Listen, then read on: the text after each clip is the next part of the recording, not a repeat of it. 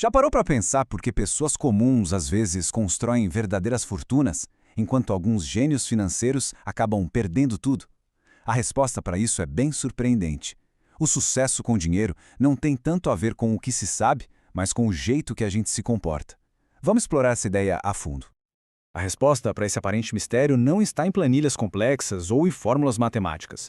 Ela está escondida nas regras da nossa própria mente, na psicologia que silenciosamente comanda a nossa vida financeira. Para a gente começar, é preciso entender um paradoxo fundamental. Lidar com dinheiro não é uma ciência exata, como a engenharia. É, na verdade, uma habilidade comportamental, onde o nosso temperamento e as nossas emoções contam muito mais do que qualquer conhecimento técnico.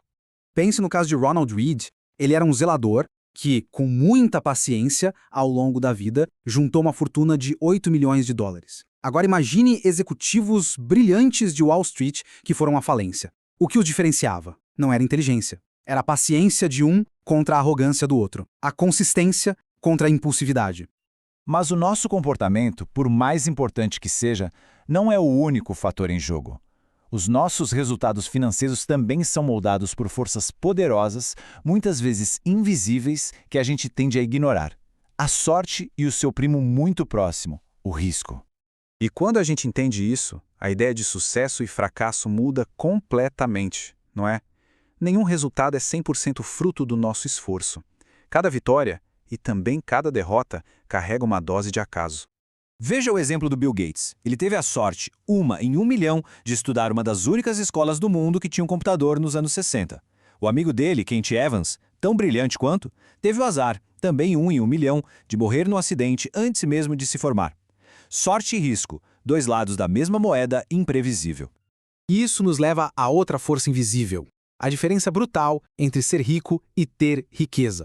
Ser rico é o que a gente vê, os carros, as casas, as viagens. É a renda que foi gasta. Já a riqueza, a riqueza é o que não se vê.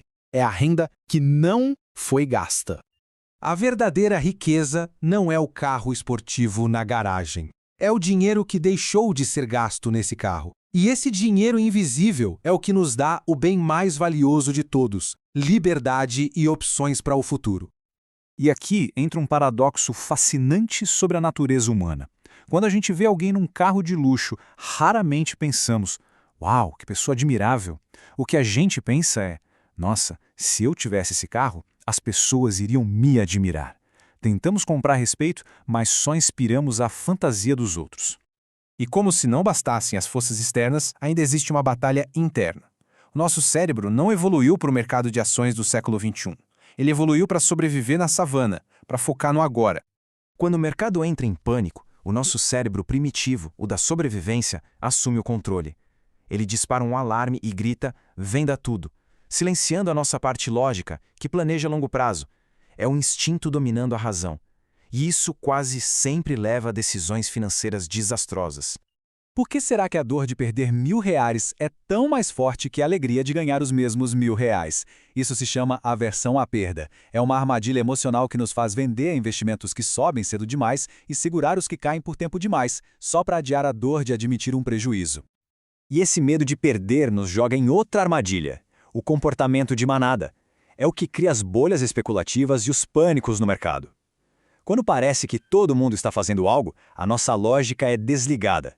O medo de ficar de fora ou de ser o único errado é simplesmente avassalador. Então, como é que a gente vence essa guerra contra forças externas e contra nós mesmos? A resposta é surpreendente na sua simplicidade. Ela não exige genialidade, exige paciência. O verdadeiro motor da riqueza é muito mais lento do que a gente imagina.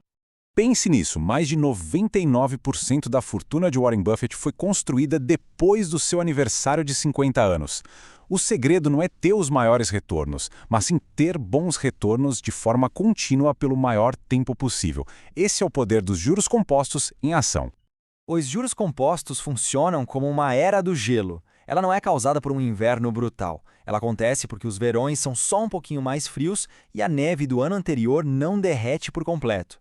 Com investimentos, a lógica é a mesma. Não são os ganhos espetaculares que constroem riqueza, mas sim evitar perdas e deixar os ganhos se acumularem, ano após ano. E isso nos mostra uma tensão fundamental. As habilidades para ganhar dinheiro são o oposto das habilidades para manter o dinheiro. Para construir, é preciso otimismo e apetite por risco. Mas para não perder tudo, é preciso uma dose de paranoia e a humildade de saber que nada é garantido. Sobreviver no jogo é a habilidade mais importante de todas. A chave para vencer este jogo interior, então, não é se transformar num robô racional. É algo muito mais humano, é ser razoável. É aceitar as nossas falhas e criar sistemas para nos proteger de nós mesmos nos piores momentos.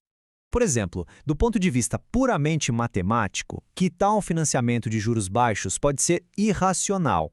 Mas, se isso traz paz de espírito e permite dormir tranquilamente à noite, é uma decisão perfeitamente razoável.